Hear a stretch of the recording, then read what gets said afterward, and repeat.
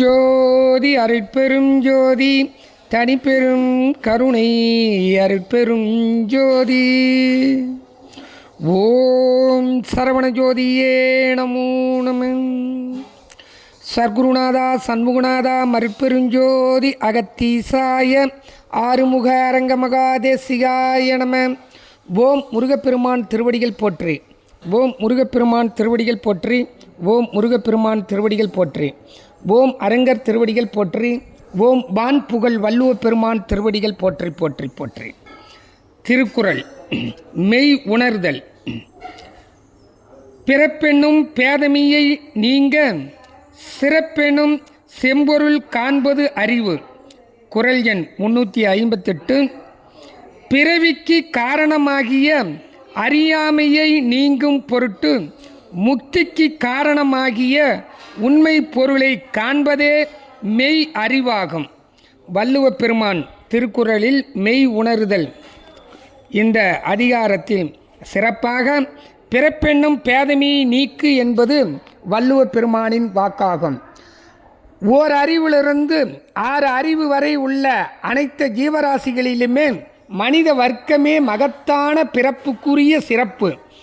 இப்படிப்பட்ட சிறப்புக்குரிய பிறப்பை எடுத்து நாம் பேதமை வாழ்க்கையில் ஏன் வாழ வேண்டும்? பேதமை என்றால் என்ன? பிறப்புக்கு எவ்வளவு பெரிய சிறப்புள்ள மனிதர்களாக பிறந்து விட்டோம். ஆனால் இந்த பேதமையை நீக்கி சிறப்பு உடைய வாழ்க்கையை அமைத்து கொள்ள வேண்டும் என்று ஓங்காரக்குடியில் உலக மக்களுக்கு வள்ளுவ பெருமானின் வாக்கை சிறப்பாக உபயம் வழங்கி உள்ளது.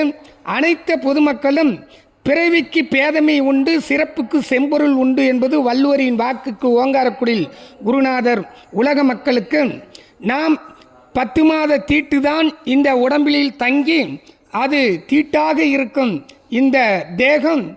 ஆனால் பிறந்தவுடன் ஆணாக பெண்ணாக உருவெடுத்து அதில் அகமும் புறமும் தூய்மையும் வாய்மையும் பெற்று நாம் இறைவனை கண்டறிந்து இறைவனோட கலந்து பிறவி மோட்சம் பெறுவதற்குத்தான் பிறவிக்கு பேதமை உண்டு, சிறப்புக்கு செம்பொருள் உண்டு என்று இதுக்கு உபயம் வழங்கியுள்ளார்கள்.